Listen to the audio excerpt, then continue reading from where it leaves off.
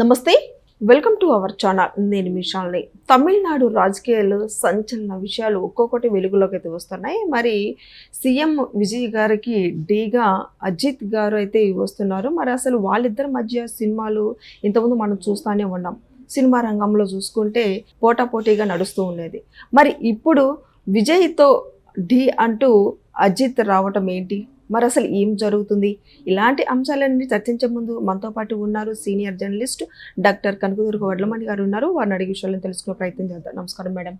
నమస్తే మేడం, ఇప్పుడు తమిళనాడు సీఎంగా విజయ్ గారు ఉన్నారు. మరి విజయ్కి డీగా మరి అజిత్ గారు రావటం ఏంటి? అసలు వీళ్ళిద్దరు గతంలో మనం చూసాం, ఎన్నో సినిమాలు ఇండస్ట్రీలో తీశారు, పోటాపోటీగా నడిచింది. మరి ఇప్పుడు విజయ్కి డీగా మరి అజిత్ అంటున్నారు, ఏంటి మేడం అసలు? అంటే ఇప్పుడు ఏడీఎంకే అనేది దిక్కుతోచని స్థితిలో ఉంది.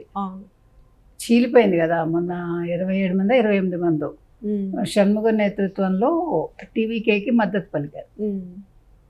అయితే ఇప్పుడు మిగిలిన కొద్ది మంది కూడా ఎడపాడి నేతృత్వంలో ఉన్నారు. ఇప్పుడు వాళ్ళకి దిక్కు తోచట్లేదు. సీనియర్స్ అందరూ ఇంచుమించు 50 ఏళ్ళు 55 ఏళ్ళుగా ఏడీఎంకేతో ఉన్నవాళ్ళు వాళ్ళందరూ. మరి ఇప్పుడు ఏం చేయాలి?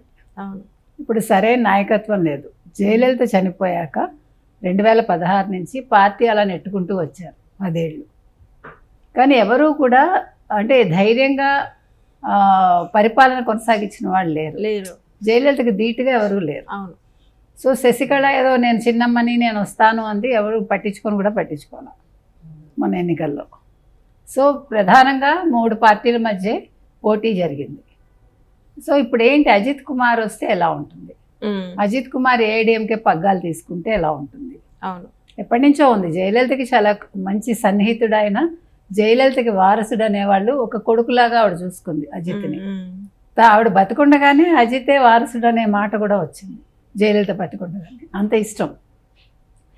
ఈవెన్ అజిత్ కూడా వివాదాలకు దూరంగా ఉంటాడు. ఆయన కార్ రేస్ అంటాడు, బైక్ రేస్ అంటాడు, గన్ షూట్ అంటాడు. ఆయనకి పెద్దగా రాజకీయాలు ఇష్టం ఉండదు. సినిమా అనేది ఎంటర్టైన్మెంట్ అనేది ఆయన భావన. మీరు రాజకీయాల్లోకి రావాలంటే కూడా ఆయన ఫ్యాన్ క్లబ్స్ రద్దు చేసేసాడు రివర్స్లో. విజయ్ యాక్చువల్గా 72,000 82,000 ఫ్యాన్ క్లబ్స్ పెట్టి ఆయన ఏం చేశాడు, సేవా కార్యక్రమాలు చేశాడు. రాజకీయాల్లోకి రావడానికి ఆయన ఒక 10 ఏళ్ళుగానే ఎంతో ప్లాన్ చేసుకున్నాడు. ఇక్కడ రివర్స్. సో ఇప్పుడు ఈయన వస్తే విజయ్కి పోటీగా అవుతాడా వచ్చే ఎన్నికలకి? అవును, ఎందుకంటే డిఎంకే మళ్ళీ లేస్తుందా లేవదా?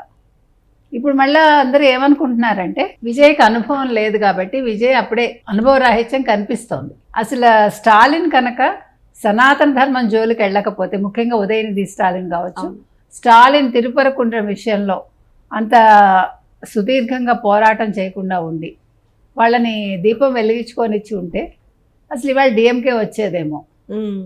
ఇది స్వయంకృతాపరాధం. కాబట్టి డిఎంకే మారితే, స్టాలిన్ మారితే, ఉదయనిధి స్టాలిన్ సనాతన ధర్మం అనే పదాన్ని వాడకుండా, వాటి జోలికి వెళ్లకుండా, హిందువుల జోలికి వెళ్లకుండా ఉంటే మళ్ళా డిఎంకే రావచ్చా? ఇది ఒక చర్చ నడుస్తుంది. సో ఇవాళ విజయ్ మొన్న మంత్రుల్ని ప్రకటించాడు, చాలా అసంతృప్తులు ఉన్నాయి అందులో. తర్వాత మరి అజిత్ పరిస్థితి ఏంటి? అజిత్ ఒప్పుకుంటాడా? ఇవన్నీ కూడా నడుస్తున్నాయి. అంటే అజిత్ అనేవాడు తను కూడా ఎప్పటి నుంచో ఇండస్ట్రీలో ఉన్నాడు. తెలుగు వాళ్ళకు కూడా ఇష్టం అజిత్. అవును, మంచి సినిమాలు వచ్చాయి అతనివి. తర్వాత శాలిని పెళ్లి చేసుకున్నాడు అతను. ఇద్దరు కూడా మంచి, అంటే ఎటువంటి వివాదాల్లోనూ లేకుండా వాళ్ళ జీవితం కొనసాగిస్తున్నారు చక్కగా. సో మరి ఇప్పుడు అజిత్ ఒప్పుకుంటాడా? అజిత్ ఒప్పుకున్నా ఏడీఎంకే వాళ్ళు ఒప్పుకుంటారంటే, ఏడీఎంకేలో గతంలోనే ఆహ్వానించారు అతన్ని. అతను అసలు మొన్న ఎన్నికల్లోనే వచ్చి ఉంటే టగ్ ఆఫ్ వార్ అయ్యేదేమో. అంటే ఇన్ని సీట్లు కూడా విజయ్కి వచ్చేవా అని ఒక సందేహం. మరి ఎందుకు అతను ముందుకు రావట్లేదు? రాజకీయాలు అతనికి ఇష్టం లేదంటున్నారు. నిన్న రజనీకాంత్ ఒక స్టేట్మెంట్ ఇచ్చారు, మీరు చూశారు. నేనేమి విజయ్ని ముఖ్యమంత్రి కాకుండా ఉండాలని కోరుకోలేదు. కొళత్తూరులో స్టాలిన్ ఓడిపోవడం అనేది నాకు నచ్చక వెళ్ళి కలిశాను. నేను ఎప్పుడో రాజకీయాలు వద్దనుకున్నాను. నిజమే అది. మనం అసలు రజనీకాంత్ విషయంలో మనం ఎప్పుడు నెగిటివ్ మాట్లాడలా. అతను వెళ్ళి డిఎంకేని కలవటానికి కూడా మనం నెగిటివ్గా ఏం చెప్పాల. కానీ చాలామంది దాంట్లోంచి ఏదో తీయటానికి ప్రయత్నించారు కదా. రజనీకాంత్ యాక్చువల్గా రావాలనుకుంటే ఎప్పుడో వచ్చేవాడు ఆయన. 95, 96లో తను వద్దనుకున్నాడు. ఎందుకంటే ఆయన ఆలోచన ధోరణి వేరు. ఆయన అంతా కూడా ఎక్కువ ఆధ్యాత్మికం వైపు ఉంటాడు ఆయన. ఈవెన్ మొన్న ఆర్ట్ ఆఫ్ లివింగ్ రవిశంకర్ తోటి మాట్లాడినప్పుడు కూడా ఆయనతోటి కలిసి ఒక స్టేజ్ పంచుకున్నప్పుడు కూడా నా అహంకారం అణిగిపోయింది, నేను గురుజీతో కూర్చున్నప్పుడు ఎంతోమంది వచ్చారు ఆయన భక్తులు, నేను అసలు అనుకున్నాను అందరూ నాకేసి చూస్తారు, ఇబ్బంది అవుతుంది గురువు గారికి కానీ చిత్రంగా అసలు ఒక్కళ్ళు కూడా నా కేసు చూడలేదు, అంతమంది వచ్చి రవిశంకర్ గురూజీని చూశారు, మాట్లాడారు, ఆయన దండం పెట్టారు, నా అహంకారం ఆ రోజే దిగిపోయింది అన్నాడు ఆయన. అంటే ఈ చరిష్మా అనేది అన్ని చోట్ల వర్తించదు, ఆధ్యాత్మికత వేరు, సినిమా ఇది వేరు కదా. కాబట్టి రజనీకాంత్కి అలా కోరుకుంటే ప్రజలు ఎప్పుడో కోరుకున్నారు రమ్మని, ఆయన రాలేదు, ఇవాళ ఎందుకు ఆయన బాధపడతాడు? ఇప్పుడు విజయ్ అనే అతను తీసుకుంటున్న నిర్ణయాలు ఎవరికి రుచించట్లా. ఇప్పుడు విజయ్ వచ్చాక అదే చర్చ జరుగుతోంది.